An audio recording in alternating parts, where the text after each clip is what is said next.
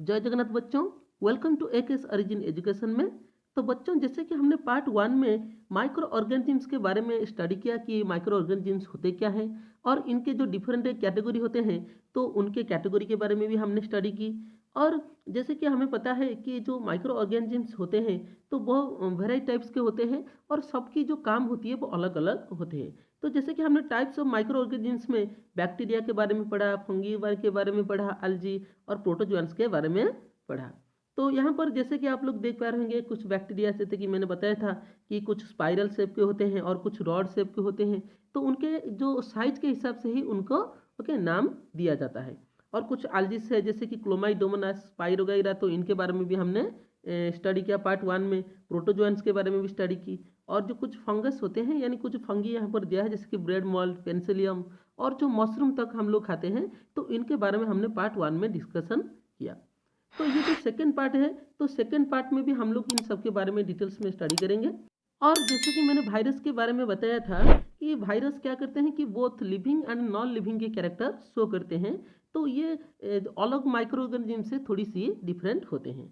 तो चलिए आज हम लोग क्या करते हैं कि जो माइक्रो ऑर्गेनिजम्स, जो कि हमारा चैप्टर नाम है फ्रेंड एंड फो, यानी सबसे पहले हम लोग क्या करते हैं, माइक्रो ऑर्गेनिज्म कैसे हमारे फ्रेंड है यानी हमारे दोस्त है, यानी हमारी जो रोज़मर्रा की ज़िंदगी में किस तरह से ये हमारी मदद करते हैं, तो इनके बारे में हम लोग इस वीडियो में जानने वाले हैं।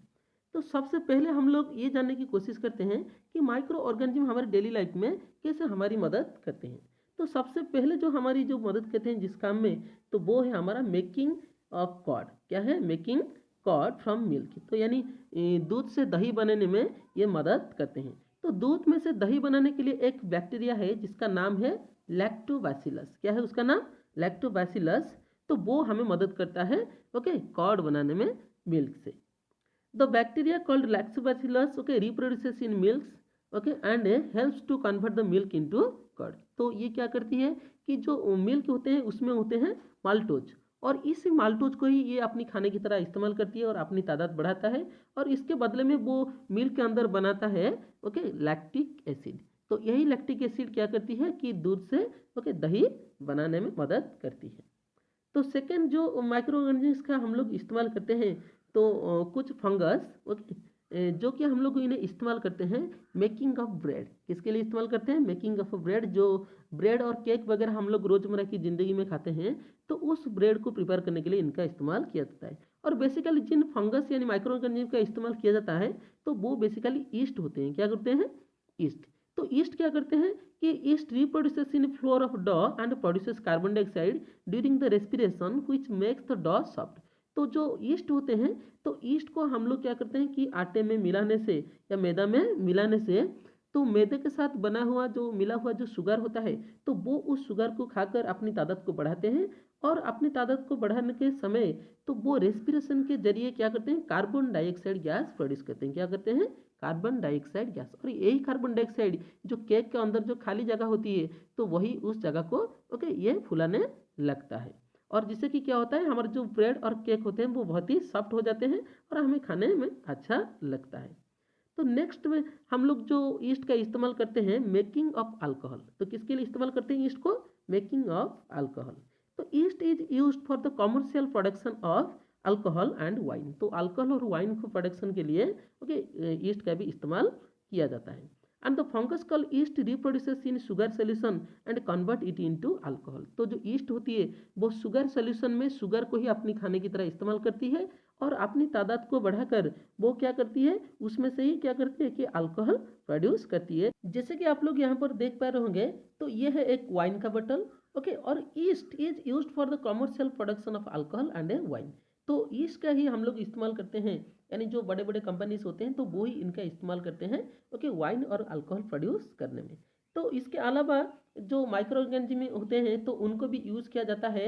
अल्कोहल के अलावा जो एसिटिक एसिड होता है जो कि विनेगर में पाई जाती है, तो उसको प्रोड्यूस के लिए भी इस्तेमाल करते हैं। लेकिन ये जो ईस्ट होता है, तो इसे हम लोग क्या क्यों इस्तेमाल करते हैं? क्योंकि जो ईस्ट होते हैं वो नेचुरल शुगर को क्या करते हैं? कंज्यूम करते हैं, जो कि बेसिकली प्रेजेंट होता है बार्ली, व्हीट, राइस और जो क्रॉस्ड फ्रूट्स जो होते हैं, तो इनमें जो नेचुरल शुगर होती है, तो इनको ही वो क्या करते हैं कि खाने की तरह इस्तेमाल करते हैं। और इसी प्रोसेस के जरिए वो क्या करते हैं कि इन शुगर को कन्वर्ट कर देते हैं अल्कोहल को। किस में कन्वर्ट कर देते हैं, अल्कोहल, और इस प्रोसेस को ये हम लोग बोलते हैं फर्मेंटेशन। क्या बोलते हैं, फर्मेंटेशन।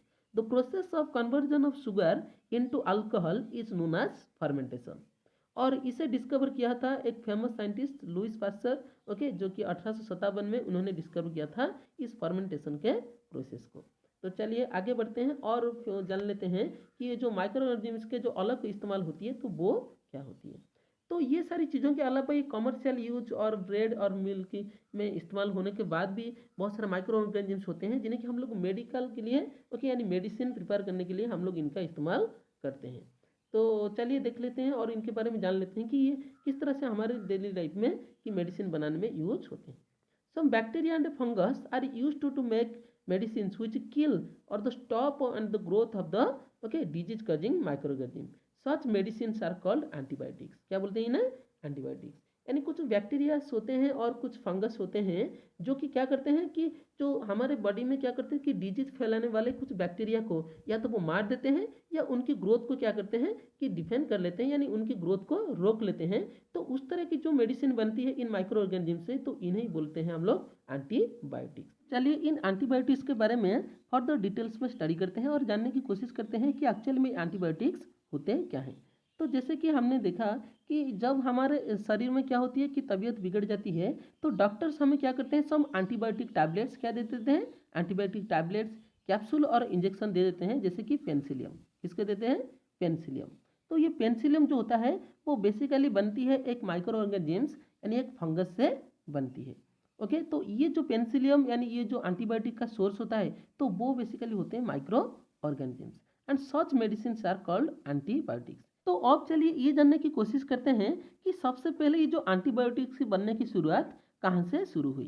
तो जैसे कि आपको पता है कि यहाँ पर एक जो साइंटिस्ट थे 1929 में अलेक्जेंडर फ्लेमिंग, जो कि काम कर रहे थे डिजीज कॉजिंग बैक्टीरिया के ऊपर, यानी बैक्टीरिया कैसे हमारे बॉडी में क्या करते हैं कि रोग फैलाते हैं और कैसे हमें बीमार करते हैं। तो अलेक्जेंडर फ्लेमिंग ने देखा कि सम ग्रीन मॉल्ट जिनका कि स्पोर है वो क्या कर रहे हैं, वो लड़ रहे हैं डिजीज कॉजिंग बैक्टीरिया से और उनकी जो ग्रोथ है उनकी ग्रोथ को वो क्या कर रहे हैं कि घटा रहे हैं। तो इसे देखकर वो भी हैरान हो गए और उन्होंने इस चीज़ को ओके इस तरह से देखा कि इन जो ग्रीन मॉल्ट है यानी जो फंगस है जो कि उन बैक्टीरिया को मारने के काम कर रहे हैं, तो इसे भी हमारी बॉडी में ओके इंजेक्ट करके इस्तेमाल किया जा सकता है इन डिजीज कॉजिंग बैक्टीरिया से बचने के लिए। तो उन्होंने पहले ओके इन जो ग्रीन मॉल्ट यानी जो फंगस थे तो इनसे ही इस पेनिसिलिन नामक एंटीबॉडीज की बनाने की शुरुआत की थी। इसके बाद हम लोग देखते हैं कि माइक्रो ऑर्गेनिज्म की तो और क्या क्या ओके यूज होती है। तो इससे पहले हम लोग ये जान लेते हैं कि जो एंटीबायोटिक्स होते हैं तो इनका भी क्या करते हैं कि इस्तेमाल हम लोगों को ध्यान से करना होगा, क्योंकि जो एंटीबायोटिक्स होते हैं अगर हमारा शरीर खराब नहीं हुआ है, अगर हम लोग इस एंटीबायोटिक को ले लेते हैं तो यही फंगस क्या करेंगे कि हमारे बॉडी में ओके डिजीज फैलाएंगे। तो इसका मतलब यह हुआ कि अगर हमारे शरीर में कोई भी डिजीज नहीं है तो हम लोग इसे ऐसे ही कंज्यूम नहीं कर सकते। तो इससे क्या होगा, हमारे बॉडी में डिजीज की शुरुआत हो जाएगी। और अगर हम लोग इसे प्रॉपरली डॉक्टर की ओके प्रेस्क्रिप्शन के हिसाब से ही ले तो ये क्या करेगा, हमारे बॉडी में जो डिजीज का जो माइक्रो ऑर्गेनिज्म्स है तो उनको वो मारने का काम करेगा और हमारे बॉडी को क्या करने का, हेल्दी करने का काम करेगा।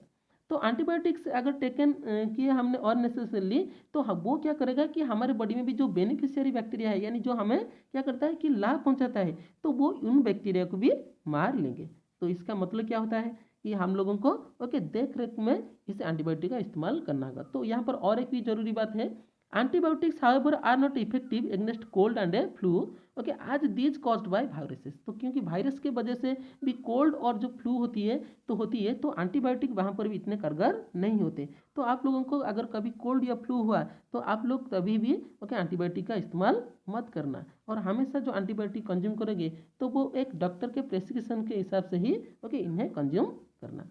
तो चलिए फर्दर देख लेते हैं कि जो एंटीबायोटिक होते हैं तो इनका इस्तेमाल और किन काम के लिए किया जाता है। तो जैसे कि आपने कोरोना की महामारी के वक्त में वैक्सीन जरूर लगवाए होंगे, तो इसी वैक्सीन को ही बनाने के लिए ओके माइक्रो ऑर्गेनिज्म्स का यूज किया जाता है। तो चलिए अब इन वैक्सीन बनाने की जो टेक्निक होती है वो होता क्या है और इन वैक्सीन को हम लोग किस तरह से इस्तेमाल करके हमारे बॉडी को प्रोटेक्ट करते हैं तो इनके बारे में हम लोग जान लेते हैं। When a disease carrying microbe enters our body, the body produces antibody। क्या प्रोड्यूस करती है वो, antibodies to fight the invader. तो कोई भी माइक्रो ऑर्गेनिज्म हमारे बॉडी को जब क्या करती है कि डिजीज फैलाने की कोशिश करती है, तो हमारे बॉडी में बनती है एंटीबॉडीज, जो कि उस माइक्रोब्स के साथ लड़ने में ओके मदद करती है। और the body also remembers how to fight with the microbes if it enters again. और ये दोबारा कैसे, अगर वही माइक्रो ऑर्गेनिज्म हमारे बॉडी में एंटर किया तो उसके साथ कैसे लड़ना है, तो वो बॉडी क्या करती है कि उस चीज़ को याद रख लेती है।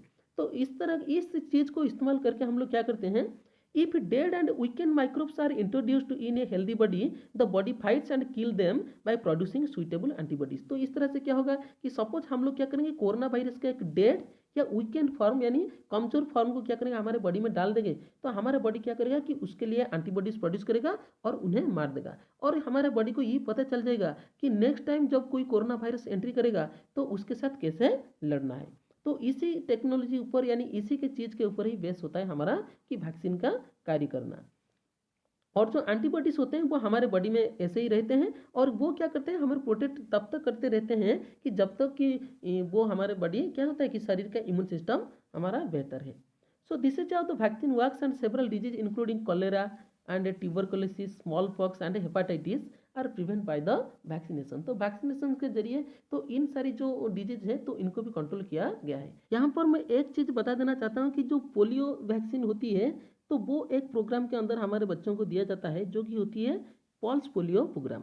Polio drops given to the children are actually vaccine, जो कि क्या होता है एक वैक्सीन होता है and this is called oral vaccination. क्या बोलते हैं इसे, ओरल वैक्सीनेशन। तो क्योंकि ये मुंह से दिया जा रहा है तो इसीलिए इसे कहा जा रहा है ओरल वैक्सीनेशन। तो इसके अलावा जो बच्चों को इंजेक्शन के जरिए भी कि वैक्सीनेट किया जाता है, जैसे कि आप लोग यहाँ पर पिक्चर में देख पा रहे होंगे, यहाँ पर डॉक्टर के द्वारा इस बच्चे को क्या किया जा रहा है कि एक वैक्सीन दिया जा रहा है। तो चलिए अब हम लोग आगे बढ़ते हैं और देखते हैं कि जो माइक्रो ऑर्गेनिज्म होते हैं तो वो और किस तरह से हमारी मदद करते हैं। तो जैसे कि हमें पता है कि some bacteria and blue green algae are able to fix nitrogen from the atmosphere to enrich the soil with nitrogen and increase its fertility. तो कुछ ब्लू ग्रीन algae और बैक्टीरिया होते हैं जो कि एटमोस्फियर की नाइट्रोजन को मिट्टी में मिलाने का काम करते हैं, यानी तो they fixes the nitrogen into the soil and these are known as nitrifying bacteria. और भी इन माइक्रोब्स को यानी इन माइक्रो ऑर्गेनिजम्स को बोला जाता है बायोलॉजिकल नाइट्रोजन फिक्सेसर। क्या बोला जाता है, बायोलॉजिकल नाइट्रोजन फिक्सेसर। और जैसे कि आपको पता है कि जो एक बैक्टीरिया है जिसे कि हम लोगों ने पढ़ते आ रहे होंगे क्लास 6 और 7 में, राइजोबियम बैक्टीरियम। क्या है उसका नाम, राइजोबियम बैक्टीरियम, या कभी कभी भी हम लोग उसे बुला लेते हैं राइजोबियम बैक्टीरिया। तो वो क्या करती है कि बायोलॉजिकल नाइट्रोजन फिक्सर्स की तरह काम करती है और जो एटमोस्फेयर की नाइट्रोजन को वो मिट्टी में नाइट्रेट के रूप में मिलाता है। किसके रूप में, नाइट्रेट के रूप में मिलाता है। और जिससे क्या होती है कि सॉइल की फर्टिलिटी बढ़ती है। और ये क्यों हमारे लिए बहुत ही ज़रूरी है, और इसी नाइट्रेट का इस्तेमाल करके जो पेड़ क्या करती है वो प्रोटीन सिंथेसाइज करने में खुद को ही मदद करता है। तो सबसे इम्पोर्टेंट काम जो माइक्रो ऑर्गेनिज्म से हमारे जो एनवायरनमेंट के लिए करते हैं तो वो होता है कि क्लीनिंग द एनवायरनमेंट। तो ये एनवायरनमेंट को साफ करने का काम भी करते हैं। Micro organism decompose dead organic waste of plants and animals and convert them into simple substances which are again used by other plants and animals। तो जो माइक्रो ऑर्गेनिजम्स होते हैं just like fungus and some bacteria, okay, तो वो क्या करते हैं जो मरे हुए प्लांट्स और जो एनिमल्स होते हैं, पेड़ और जो जीव जंतु होते हैं, तो उनकी जो कॉम्प्लेक्स फॉर्म होती है तो उनको वो सिंपल सब्सटेंस में क्या करते हैं कि कन्वर्ट कर देते हैं, जो कि आइदर मिट्टी में मिल जाती है या एटमोस्फेयर में मिल जाता है, जिससे कि फर्दर जो एनिमल्स और प्लांट होते हैं तो वो अपने बहुत सारे काम के लिए, न्यूट्रिशन के लिए या अलग लाइफ प्रोसेस के लिए उसका इस्तेमाल करते हैं। और ये जो फंगस होते हैं वो एक स्कैवेंजर की तरह काम करते हैं, जो कि क्या करते हैं कि एनवायरनमेंट को क्लीन करने की काम करते हैं, just like jackal, eagle etcetera. तो इससे बोला जाता है माइक्रो स्कैवेंजर। तो ये जो माइक्रो ऑर्गेनिजम्स होते हैं इन्हें क्या बोलते हैं, माइक्रो स्कैवेंजर्स। तो ये थी आज के लिए बच्चों इतना ही। तो नेक्स्ट पार्ट में हम लोग जानने की कोशिश करेंगे कि हार्मफुल माइक्रो ऑर्गेनिजम्स के बारे में, कि एक्चुअली में जो अदर माइक्रो ऑर्गेनिजम्स होते हैं तो वो हमारे लिए क्या, और अगर खतरा होते हैं तो किस तरह के खतरे वो हमारे लिए पैदा करते हैं। तो उसके बारे में हम लोग फर्दर अगले वीडियो में पार्ट में पढ़ने की कोशिश करेंगे।